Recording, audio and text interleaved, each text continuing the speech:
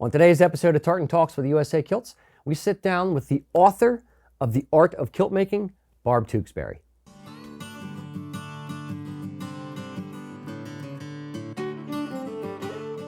Barb, thank you for coming down to visit us today. Author, kilt maker, bagpiper, geologist, professor. What do you not do, lady? Tell me, how did you have so many passions? How did all this come about? So I'm really delighted to be here too. It's been fun seeing your shop and seeing all of the work that you've done over the last 20 years of building this place. I'm a geologist, and I've taught geology for about 45 years. And I got interested in geology largely because of my family.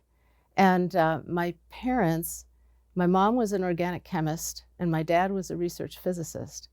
And I grew up in the 1950s and the 1960s when it probably wasn't all that common for girls to be interested in science or to be interested in going outdoors and backpacking and things like that. But my parents took me skiing and they took me backpacking and they took me out to the Canadian Rockies. And I went to climbing school in the early 1960s. And I took an earth science class when I was in 9th grade. And I realized I could do science and I could do it outside. And I went to college to major in geology. I wanted to be a geologist right from the get-go. And it was largely because of my parents that they made me feel it was possible at a time when that really wasn't possible for many girls. Nice. It's nice to hear a story of, all parents obviously want the best for their kids, but it's nice to hear a story of parents exposing their kids to, no, you can do anything. Here, let me show you all the stuff. And it's neat because you eventually find the thing, or it's easier to find the thing that you want to kind of sink your teeth into. But when you were saying that, I had visions of you rock rappelling halfway down a mountain and then like hand sewing a kilt on your knee halfway down the mountain. Well, geology happened a lot sooner than kilt making did. Fair. But it was my family too that enabled me to ultimately really get interested in kilt making, because I grew up in a family where making things was really important. And it wasn't just making things, it was doing a really good job at making things. My dad was an exceptional woodworker all his life. My mom was a seamstress, as well as being an organic chemist. And she taught me how to sew by sitting me down at the sewing machine when I was 5 or 6 years old. And I learned how to sew and knit and embroider. And I made all my clothes through middle school and high school. So that was part of it. And she was also a weaver. She became quite a well-known weaver nationally while my sister and I were growing up. And she taught me how to weave. And interestingly enough, some of the early fabric that I wove was tartan. And that ties back to the other part of my family that's really important, and that's my dad's Scottish heritage. My dad was just passionately Scottish, and he had a vast collection of tartan ties, and he wore one to work every single day. He had a collection of 3 or 4 tartan dressing gowns and things like that. And my grandmother played Scottish music on the piano. So I grew up in that kind of a culture where Scotland was really, really important, and it was a really huge part of my ancestry. So again, family was really important for both geology and ultimately for the kind of handcrafts that I got involved in. Yeah, it's interesting to see, just the family ripple effect that it has on, everyone's lives, but it's, because he is Scottish, that got you interested, and you can remember his parents, and all of that. That makes so much sense, and it's neat to see how it imprints on our kids, like what the things that we teach them at a young age. You may not feel like they're getting it, or it's like, you're banging your head against the wall as a parent, like, why aren't they understanding this, or why aren't they doing this the way I want them to do? But it does actually sink in, and it's neat to see it kind of blossom later in life sometimes. It's just kind of the seeds lay dormant, if you will, and then you kind of blossom in their 20s or 30s. Yep, absolutely. So tell me about your first kilt. What was your first kilt making experience? My first kilt making experience, I dearly wish I still had this kilt. But my parents took my sister and me to Scotland in the mid-1960s. And since I was sewing all my own clothes and I loved Scottish stuff, and we had that little red Royal Stewart covered tartan book. And I remember looking through that many, many times as a kid. And so I was really interested in tartan. And I was sewing. So I asked my parents if we could go somewhere where I could buy some tartan so I could take it home and make a kilt. Nice. And so I chose the Loud McLeod, and I took the fabric home, and I made myself a garment that was pleated in the back and had aprons in the front. I didn't have any idea what I was doing, not the slightest idea. But I wore that kilt through high school. I had it in college. I still wish I had it today. And I don't know what I did with it, but it's not around anymore. And I actually did not encounter kilts again until our daughter, Carolyn, was 10 years old in 1995. And she decided she wanted to take Highland dancing lessons. And she had lessons for a year. And at the end of that year, she wanted to go to Highland dance camp. And so she went to Highland dance camp, and they had a companion kilt making camp. And I figured, oh, I love tartan. I love fabric. I've been sewing all my life. I should just go make her a kilt. Why should I buy a kilt from somebody else? And that's where I met Elsie Stumeyer, who, Elsie Scott Stumeyer. So she was Scottish, and she apprenticed in Glasgow in 1947 as a kilt maker, and had been making kilts in Scotland and the US since that time for 60 or 70 years. So that was the very first real kilt I made in the Dress Ferguson tartan. Nice. So Elsie is the author, the co-author, I should say, of the book, The Art of Kilt Making, is Barb Tewksbury and Elsie Stumeyer. So how did you go from student, like a week-long course or whatever it was, sitting with Elsie, in that class, to actually, authoring a book with her? So that all ties to me being a professor, actually. So Elsie teaches kilt making very much in the apprenticeship style. She would demonstrate and we would work, and she would demonstrate and we would work. And I knew darn well it was so complicated that I was not going to remember any of these instructions unless I took notes. And I realized also that I had to take illustrated notes. And so I went home at the end of that with 32 pages of handwritten notes and diagrams of what I had done so that I could actually make a kilt again. And I went home. I actually went to Joann Fabrics and I bought some tartan to make a second kilt, because I knew if I didn't do it right away, the notes wouldn't make any sense to me. So I had this big packet of notes because I knew I needed them. And Elsie called me up.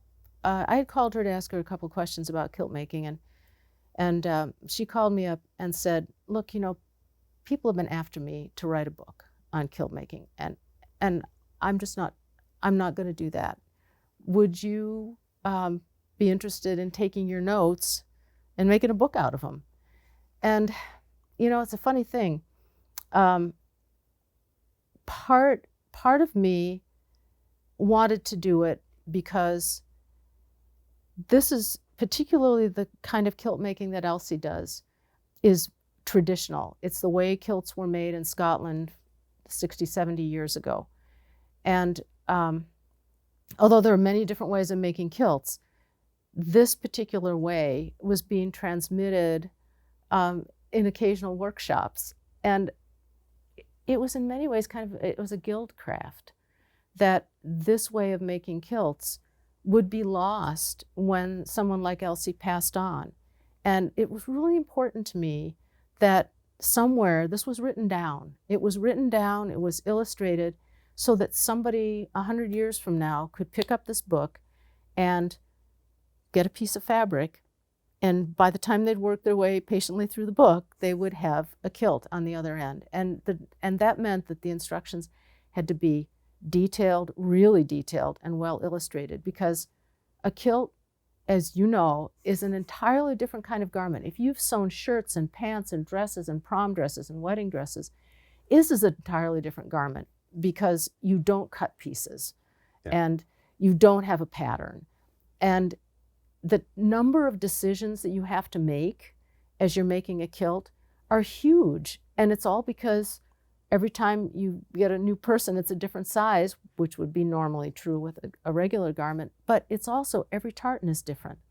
So even if you have 3 kilts in the same tartan, you have to make different kinds of decisions if you've got a medium-sized person, a big one, and a little one. Mm-hmm. So trying to get a set of instructions that accounted for that is not an easy thing. And in fact, I brought 2 things with me that were available at the time. So in the early 1990s, Janet Ferguson Leslie Canonito wrote a slim little volume on how to make a kilt.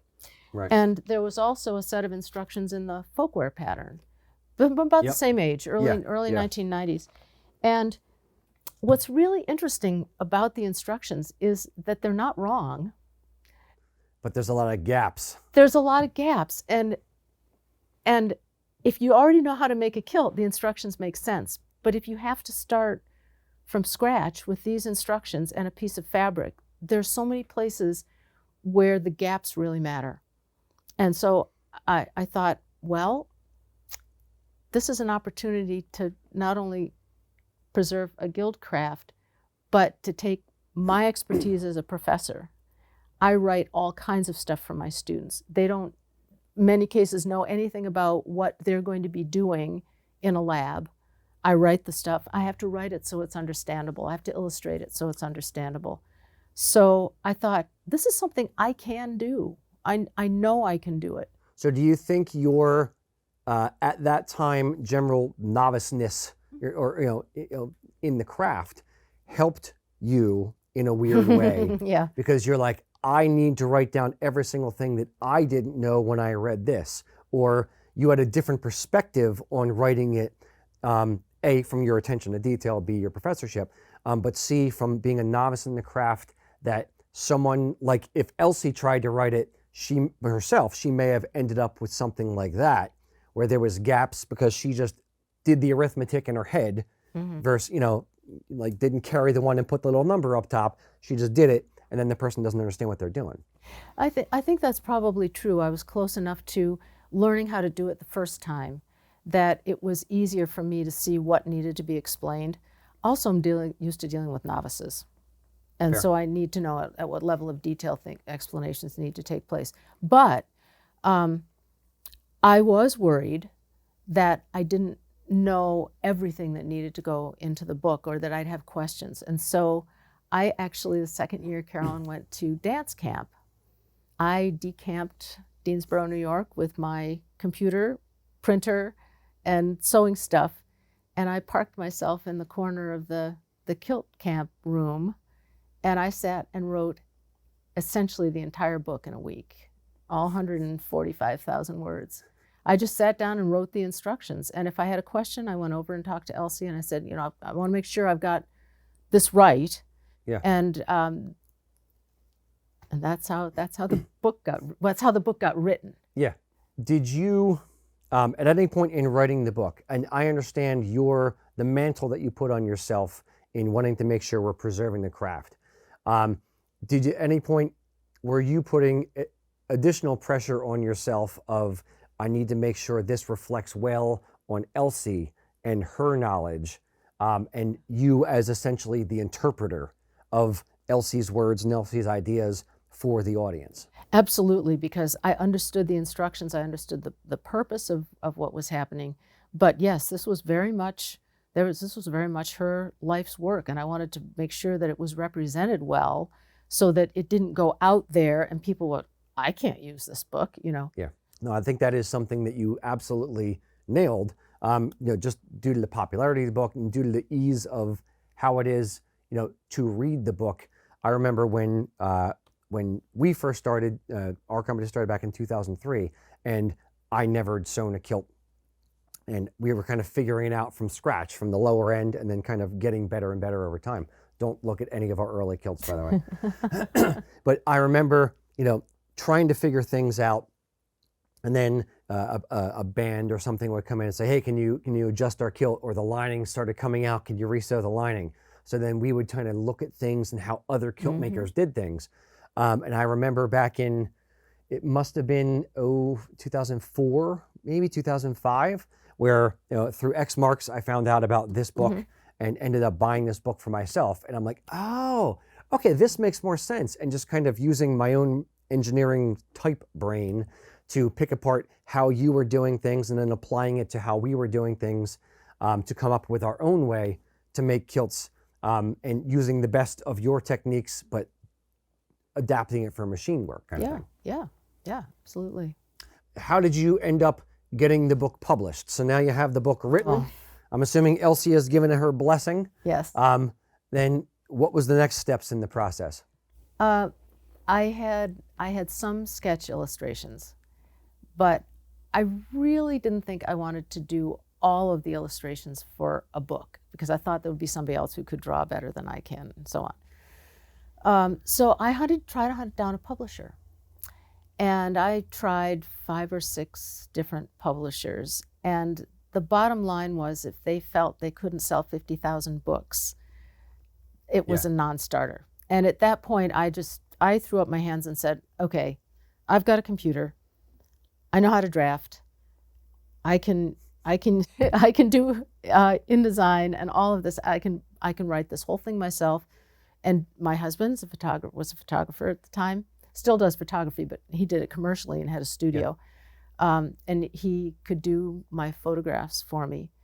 And so at that point, I sat down and drew all 150 diagrams in there. That took a month or more to do all those diagrams. They're hand inked, and then he scanned them, and then we put the text and the photographs into the book. And I took it on a CD at the time. They didn't have DVDs. Took it as on a CD down to Canterbury Press, and they printed the book. And at the time, I had 4,000 copies printed. So basically, I paid up front to have the book printed, and then I sent out all the books as they were ordered. And then I ran out of books in 2006, and we decided to reprint the book to correct 2 typos that we had caught. And only 2 in a book that massive is pretty impressive. Dave and I don't know how many times we read through the text to each other. So Dave had the text, I would read it, and he'd go, nope, there's a mistake there, and we'd mark it. And so we didn't want any mistakes in this because, man, a how-to book, you got mistakes in it. That's lethal. So I had it printed again. And so all totaled, I think I had about 10,000 printed. And I probably have 6 or 7 books left from that printing. And at that point, this was just before COVID.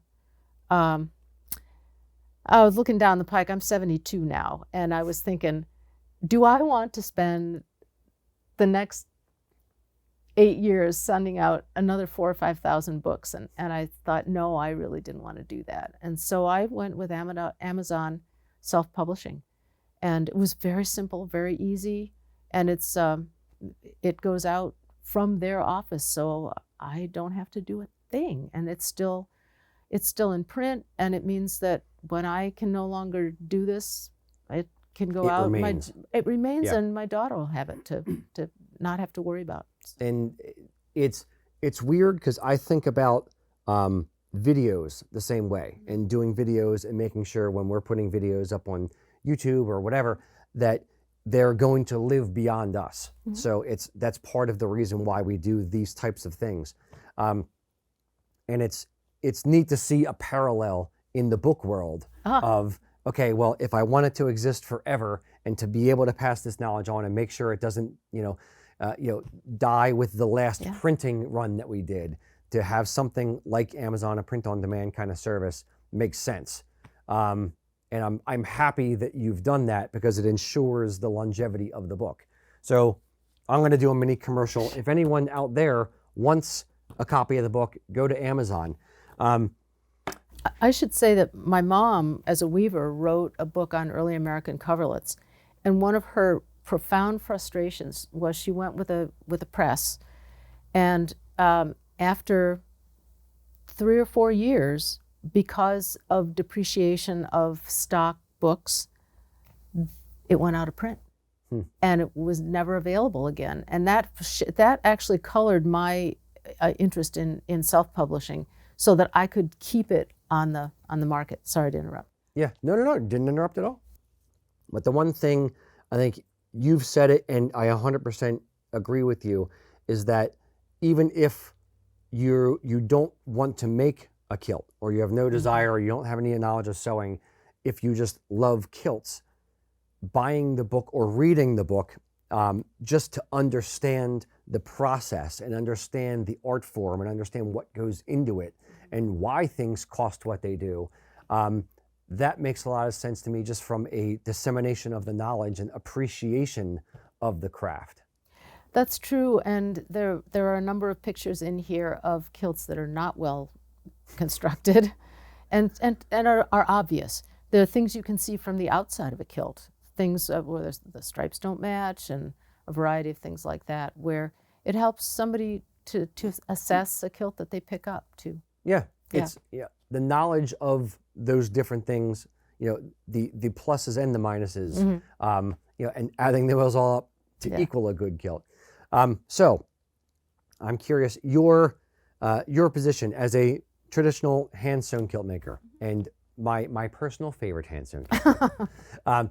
But how do you feel about machine-sewn kilts versus hand-sewn kilts, assuming Scottish, 8 yards of Scottish cloth, or proper wool cloth? Sure. I think that there are lots of different ways of making kilts, and I know that many machine-sewn kilts are stitched where you can see the stitching on the outside. You make fabulous kilts where you stitch on the inside, from the inside, and match the stripes, and they look absolutely fantastic. Honestly, to me, the big thing is that any kilt maker should be honest about their methods. And it's a machine-sewn kilt. This is how we make our machine-sewn kilts. This is a hand-sewn kilt. This is a mix. As long as people know what it is they're getting, then I think that's perfectly fine. My niche is very small in the kilt world and in the tartan world and tartan fashion in general. I make kilts that are made by traditional methods that have been used in Scotland for a long time. I don't do everything the same way that every other kilt maker does. There are certain things that even hand-sewn people who make hand-sewn kilts do differently. But that's my niche, and it's something I enjoy, and it's something I'm good at. And it doesn't make my kilt any more worthwhile or valuable than a kilt that has machine sewing in it, as long as people who want a hand-sewn kilt actually get a hand-sewn kilt, and so on. So I think I'm totally fine with it. So no, I feel the same way. As long as I've seen, and I've said before, I've seen good quality hand-sewn kilts and poor quality hand-sewn kilts, good quality machine-sewn and poor quality machine-sewn. It all boils down to the individual actually making the thing, their level of training, their level of knowledge for their craft. And your craft is different than my craft, is different than other companies' crafts.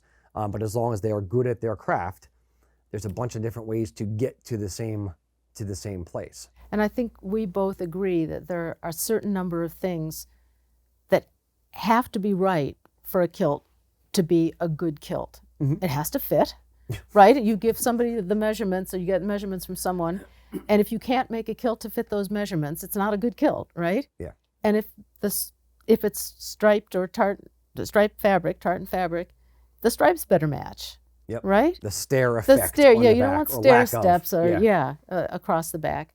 And you want the kilt to hold its shape. If the kilt gets buckled on tightly, you don't want to buckle it on. Every time you buckle it on, the back stretches and gets bigger and bigger and bigger, and eventually the stitching fails. You want it to be kind of bomb-proof. You want it to last. If somebody wants to wear it for the next 20 years, you don't want the stitching to fail. You don't want the threads to break, and so on. and you want to make sure that that there's a little bit of flare at the top of the kilt so that it actually stays put at somebody's waist and it's not forever sagging and dropping down. And those are the sorts of things that have absolutely nothing to do with whether it's hand-sewn, machine-sewn, or some combination. It's those things that make a kilt a good kilt for someone. And I love getting into the weeds and the details on things. And you and I are very much simpatico on this, is just knowing the details and thinking about the tiny little things. Like the one thing that we had discussed when I was looking at your kilts in my office earlier, that you do inherently almost the exact same way we do it, is putting the kilt strap or the kilt buckle that goes through the hole in the kilt just either in line with or over top of the hole. So when you put the strap on, you're pulling on the buckle, you're not pulling on the hole, where it's a point of failure on so many kilts. So it's interesting to see different people in the space picking out different details and innovating even in minute, tiny little details, and just to make a better thing over time. Yeah. And if it's a better idea, eventually it'll catch on and more people will do that kind of thing. Yeah, absolutely. Absolutely. So tell me this, I'm sure you've been asked this many times before. Do you know how many stitches go into a hand-sewn kilt, one of yours, and or how long does it take to make a kilt soup to nuts, from getting the cloth to, handing it over? Yeah. I have never counted how many stitches. You're not that masochistic? I'm not that. One stitch, tally mark. One stitch, tally mark. You have a little clicker over here going. Yeah. A referee standing behind you. Yeah. And I think one of the things that people don't realize is that when you do a hand-sewn kilt, there's a huge amount of basting that you baste and take out. Yep. But just in a pleat alone, say a pleat is 7 inches long. There are 8 to 10 stitches per inch. So, we're looking at 70 stitches at a minimum in just one pleat. Times 30 pleats. Times 30 pleats. This adds up pretty fast. So there's lots of stitching, but it goes, when you get good at this, it goes fairly fast. It took me almost 40 hours to make my first kilt. And that's pretty typical, actually. Yeah. It's pretty typical. The kilt making workshops that I've run are typically 6 days, and mostly everybody gets close to being done by the end. So, we're talking about, a lot of time. It now takes me, if we're talking about from the moment I start to lay out the kilt until I take out the basting, somewhere between 18 and 20 hours to make a kilt. And I've talked with people who claim they can make a hand-sewn traditional 8-yard kilt in 10 hours. And I don't know how they do it. Time-lapse photography. Time-lapse photography. Yeah.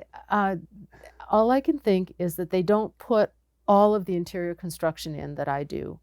And some of it's pretty obvious because they don't take as many stitches as I do. So, put 4 or 5 stitches in a pleat. So that really can take a lot less time to do. But I think many people who make kilts and pride themselves on being able to do it that fast are just making them differently than I am, and perhaps leaving out some of the steps that I would think are pretty important for longevity, for having a kilt that lasts. The biggest thing that I will see failure-wise on a hand-sewn kilt, which you see less of on machine-sewn, and I'm not comparing one is better than the other, is because the amount of stitches takes the time, especially in the pleats. Whenever I've talked about hand-sewn kilts, I've never made one. I have never made a hand-sewn kilt. I kind of want to, but I don't want to. But I always talk about having a minimum of 8 stitches per inch. And a lot of times when it's either like cotton thread or lesser quality thread, it's aged over time, it may snap. Or if you only have 4 stitches per inch, then what ends up happening is each of those stitches takes more stress, and then that's where it tends to fail. So that's where a lot of time can be made up is in, Sure. 4 stitches per inch versus 8 or 10. Yeah. But that is, in my opinion, it should be 8 inches or 8 stitches per inch minimum, because it's, an eighth, if you think about a ruler. So that's kind of where I would go for like bare minimum of quality on stitches per inch in a kilt. But there's obviously, on a machine sewn kilt, it's very, very easy for me to say that because you just crank the dial and all of a sudden your stitch width comes down. Yeah, yeah. So what other bugaboos do you typically see where people would cut corners in kilts? So one of the most common ones is very difficult to actually analyze for because you can't see the inside of the kilt. But I put a non-stretchy stabilizer right at the waist top of the kilt, not all the way to the top, but right at the buckle line across the pleats. Because what you want to do is have the person put on and buckle everything but the part that you've stitched. In a sense, you want the stress to be taken up by other aspects of the inside of the kilt, not by the stitching between the pleats. And if you pick up a kilt without a stabilizer and somebody lets you do it, you can actually pull it and stretch it. And you can feel that. And if that's the way this kilt is made, you don't want that, because if you wear it very much, it's going to get 2 or 3 inches bigger. Well, I exaggerate a bit, but as you wear it, and ultimately things are going to fail. The other place is in what's called the steeking. And the steeking it's a Gaelic word meaning stitching, actually. But when the pleats fold over on the inside of the back of the kilt and you trim out scallop out the all scallop, the guts. take out the extra because it's too thick and to want to wear, right? And so what you do is you take some very heavy thread and do a line of stitching that secures each one of the pleats to each one of the other ones.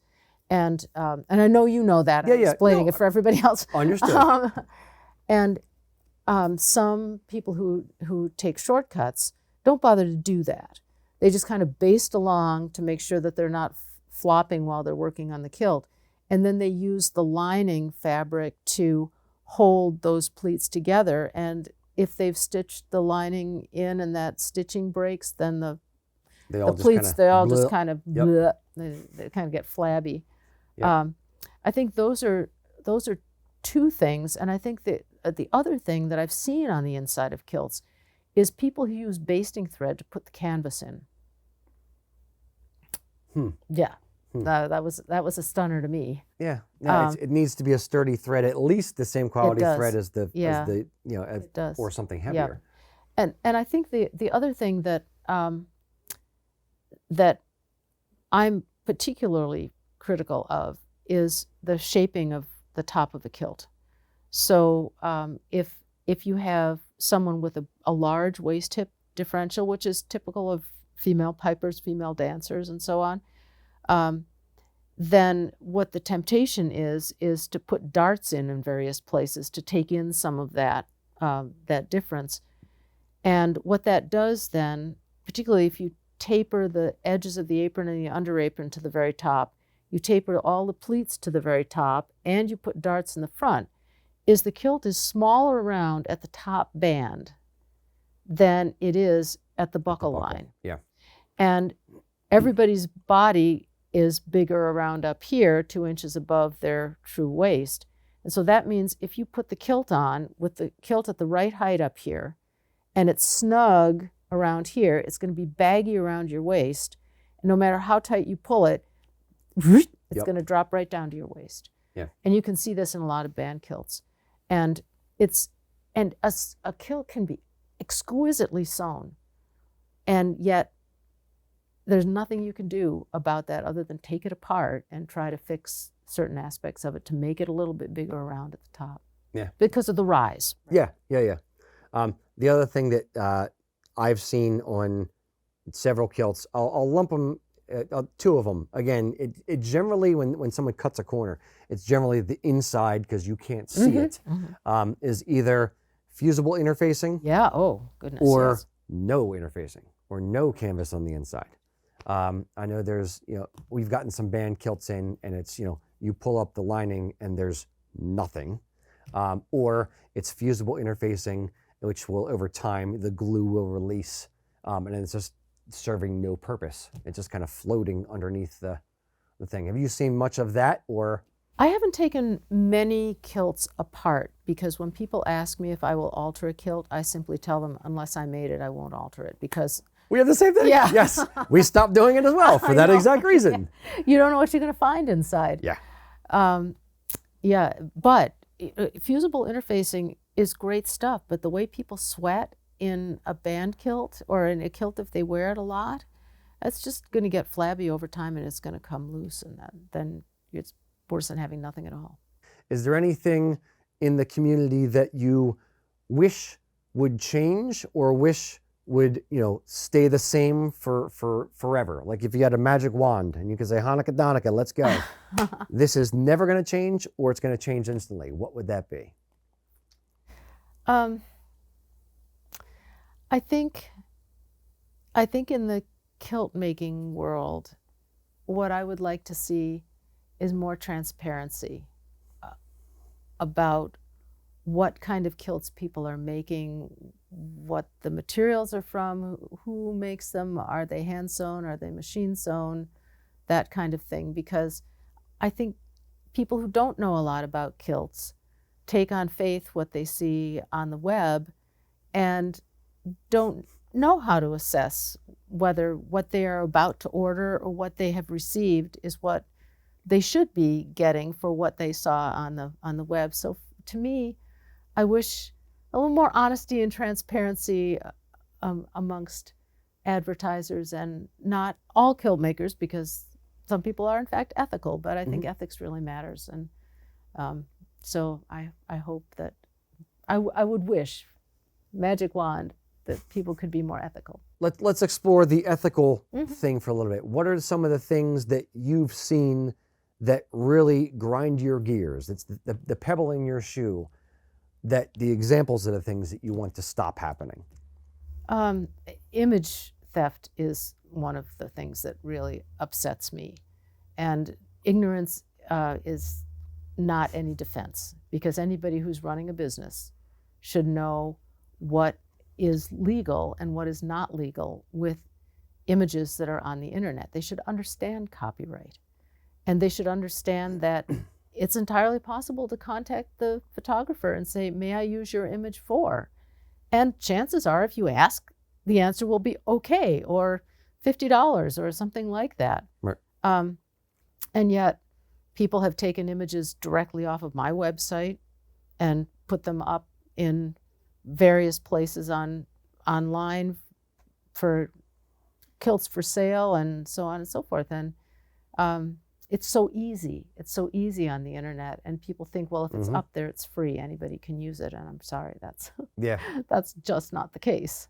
I have a little bit of a soft spot for educational or fair use and practice kind of thing, versus a business selling something and using your photo to sell their product, or a Margaret Morrison Sporin to sell something made in Pakistan, saying, nope, this is what it is, and that's not what you physically get when it arrives. Yeah, that's what drives me batty about that. Yes, that's right. Yeah, and there are different rules for educational fair use, for instance, that I think are quite reasonable.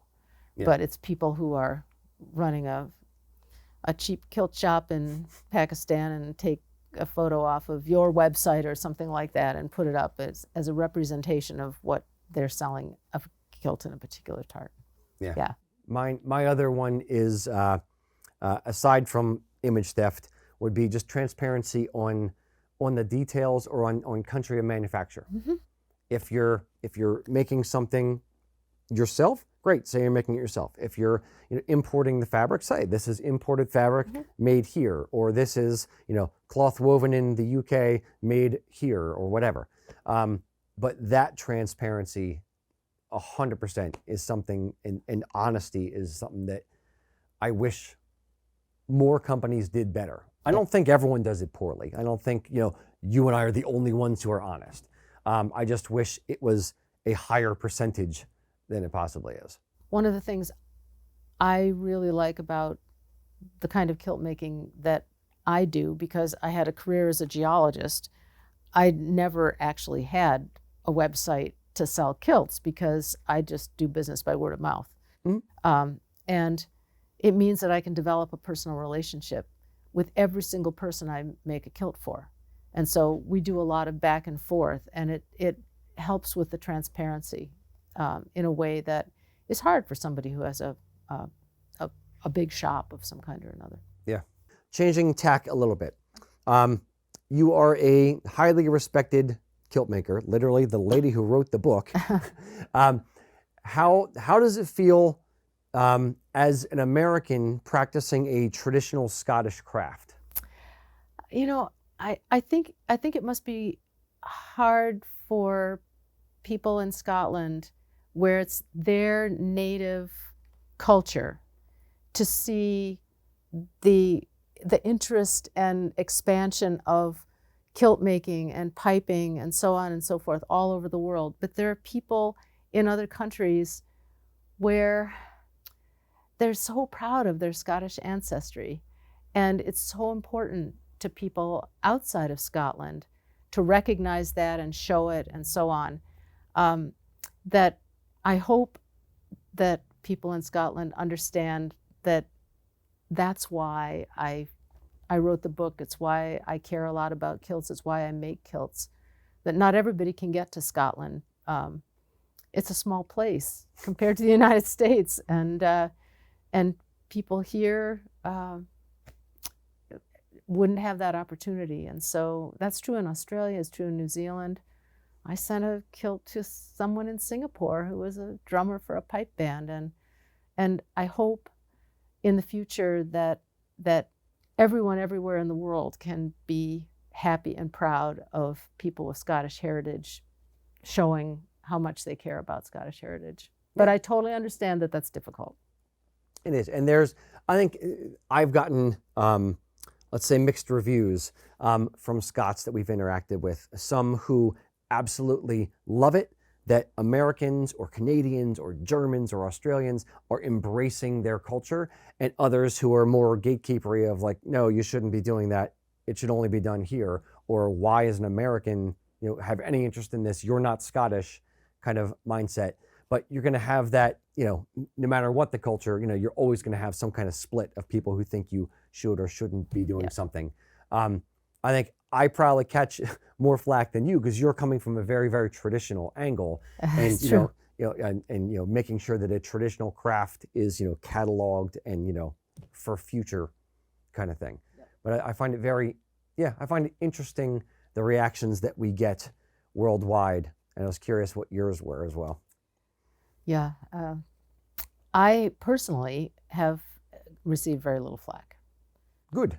So, but then again, I don't interact with people on a regular basis in Scotland besides the people in the mills, and they have always been very, very friendly, very nice, very appreciative of the work that we're doing. Yeah, it's a very small industry. Yeah. And it's funny how many people know each other and work together, and the connections that you don't know are there on the back end. Yep, absolutely. So further to the non-Scottish end, the kilt wearers in the diaspora. Mm-hmm. I know my opinions on it, but I want to know your thoughts. What do you think makes us tick? Why do we feel this desire, this need to wear kilts, to play the bagpipes, to explore our heritage? That's a really interesting question. I think the kilt question is a particularly interesting one because I've, as I mentioned earlier, I've woven tartan, and I've given talks to weavers' guilds who were very interested in tartan and how it's woven and what it's used for and so on. And as I was putting those talks together, I realized that I can't think of another garment where it's the garment that is the showcase for the fabric. When someone walks up to my husband Dave and says something about his kilt, the very first question is, what is that tartan? And that's so true. When people walk up, you asked me about this. Yeah, yeah. What is this tartan? And they don't ask who made it. They don't ask where it came from. It doesn't matter who made it, primarily. But it's a totally distinctive garment that says something about you, that is not only heritage but maybe family or some other kind of connection. So I think it's a rare culture that has that kind of a connection. So I think partly kilts, they're distinctive and they can be personalized in a way that's meaningful to the person and connects to their heritage. Even if nobody else in the room knows what that connection is, the person knows what that connection is. A lot of people, or a lot of cultures, connect with music or connect with food. And the one thing that I will say and to some degree dress, but to me, kilts and specifically tartan are A, timeless, B, a very, very visceral visual thing, that it's an instant recognition, versus, and to some degree, I'll go a slightly odd direction with it. It's something you can buy and you don't have to like food, you have to worry about cooking or understanding how to put it all together. Yeah.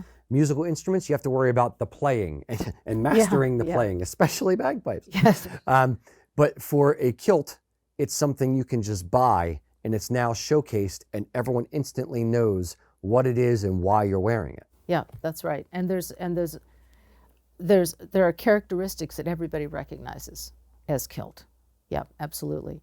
And in terms of bagpipes, I don't know, we were talking about this earlier. For many people, bagpipes is a very visceral experience and a positive one. Yeah. That it makes your heart sing and makes the hairs on the back of your neck stand up. Yep. And gives you goosebumps if they're in tune, right? If they're not, it gives you worse. Oh, yeah. Pretty dreadful. And they're unique. And it's something that happens outside, It's a sort of thing you don't have to go to a concert to hear. So I guess I don't really have a very good answer for why it produces that really powerful response in many people, but it certainly does. Yep.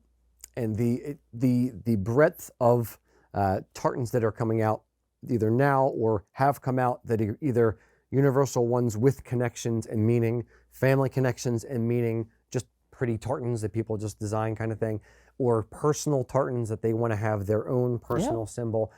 There's all these different angles that you can come at it, all boosting up kilts and tartan. Sure, absolutely. Speaking, since we brought this up and we're going to get 100 comments down below, what tartan are you wearing?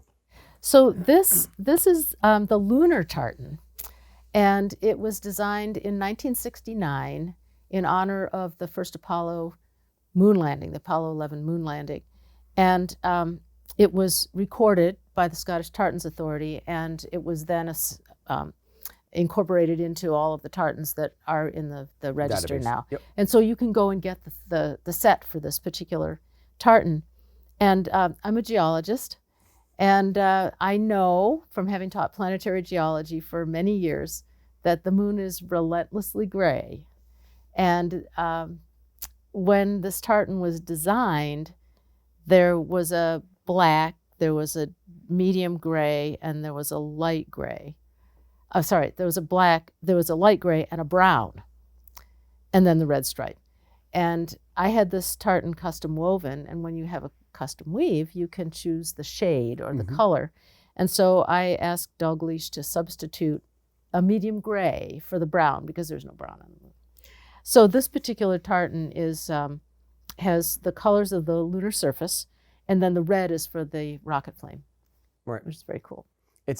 When we talked about it earlier, I found it amazing that this one was done in 1969. I hadn't thought of many like fashiony type or symbolic tartans that long ago outside of like district tartans or state tartans or like the Nova right. Scotia tartan and things like that. Yep. So I'm amazed at A, it is that old, and B, how much of a contemporary current day feel it has compared to most of the things that were available at the time. It's a very, very smart looking tartan. I do like that one a lot. I like it.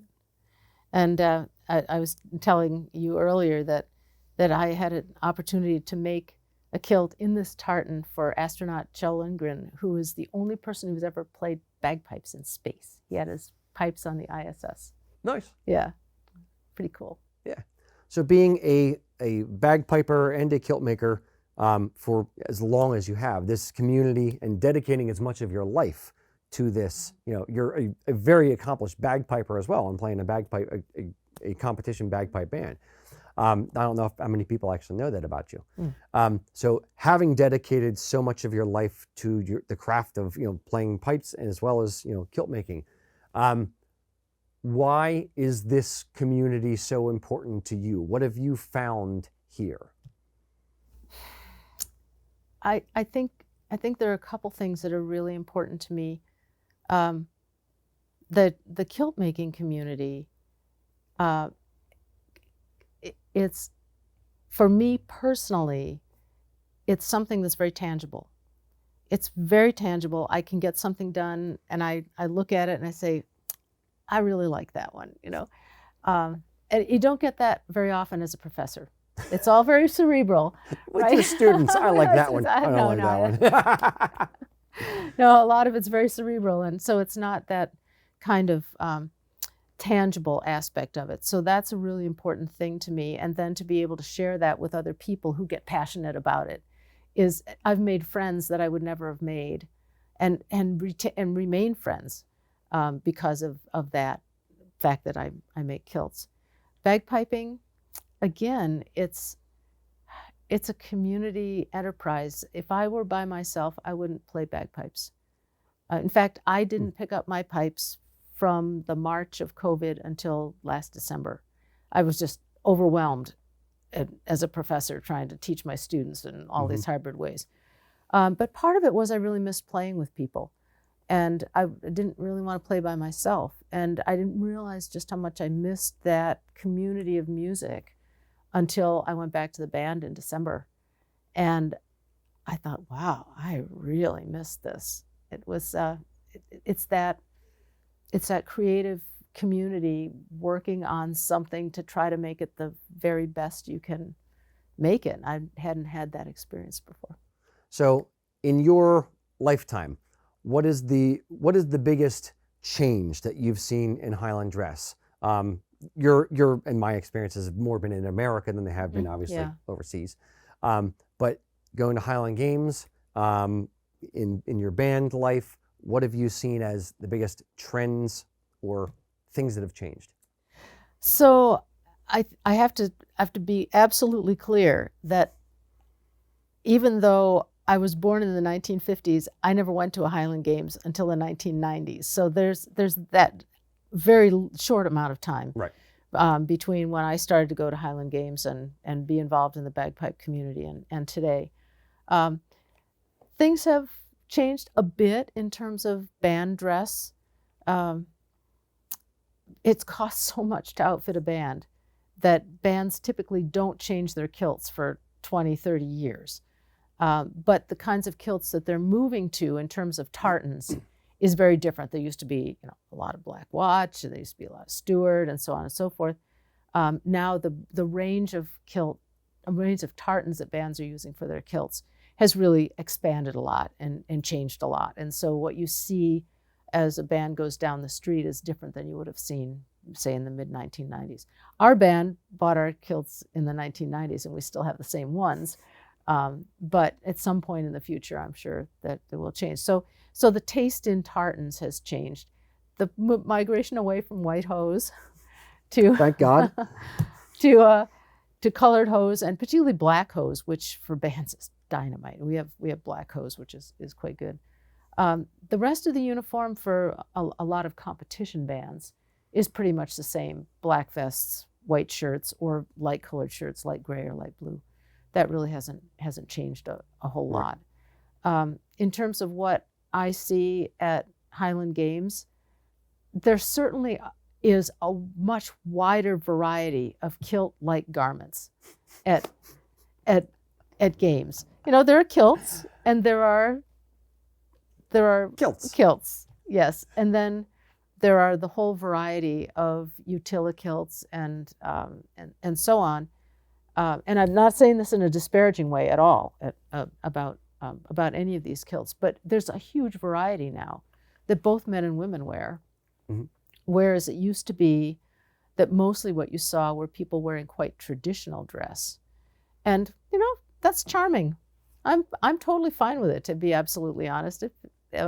Chances are pretty good that the people who are wearing $25 kilts wouldn't buy a kilt like the one you're wearing. And if it helps them feel part of the spirit and brings them to games and supports the community, I'm okay with that. I know not everybody is, but I was just at the Cortez, Colorado Highland Games about a month and a half ago. And that's not a big center for the Scottish community. And I think Dave and I probably saw a dozen people in kilts, and 4 or 5 of them were our family, right? You know? Yeah. But there were people there who were interested. And, you know, who knows? Maybe they'll contact High Desert Pipes and Drums and learn how to play the bagpipes, or take Highland dance lessons in Albuquerque or something like that. So I'm happy to have people come and celebrate and hopefully enter the community, regardless of whether they have Scottish heritage. Our drummer, one of our best drummers, isn't remotely Scottish, and yet he's been drumming since he was 8 or 9, and that should be perfectly okay. As the guest, I'm going to give you the final thought. What words of wisdom or pearls of wisdom do you have that you want to impart upon us? This doesn't have anything to do directly with Scotland or kilts or bagpipe bands. Okay. But one of the things that's happened since I was a kid in the US is that there are many more people who, when they need something, they buy it. When they come home from work, they're on the internet, and they don't have hobbies. They don't make things as much as people used to. They don't engage in communities of music and things like that, other than as spectators. And I just like to say, I really, really encourage people to pick something they're passionate about and not just be a spectator, to actually get involved, and whether it's writing novels, short stories. There are internet communities, even if you don't know anybody in your hometown that does this kind of thing. You can build a community, join a community of people who write, people who paint, do music. You can take online lessons. You can learn how to do things and become good at it. Pick something that's passionate, and don't just spend time watching other people. And it adds so much to your life, especially as you get older and you want to retire and you realize that, I wish I'd learned how to do a few of these things, knife making, or archery, or whatever it happens to be. That's all I'd say. No, I think there's a very valid thing, and you get more out of life when you do know things like that, and you do experience and build things with your hands. I couldn't say it better myself. Wonderful. Thanks. Barb, thank you very much for coming out. And anyone out there who wants to learn more about kilt making or wants to pick up the book, go to Amazon and search for The Art of Kilt Making by Barb Tewksbury and Elsie Stumeyer, and read the book. You'll understand, you'll get a better appreciation for the craft of kilt making. Barb, again, thank you very much for coming to see us. We appreciate you very much. Thanks, Rocky. Until next time, boys and girls, Slán Java.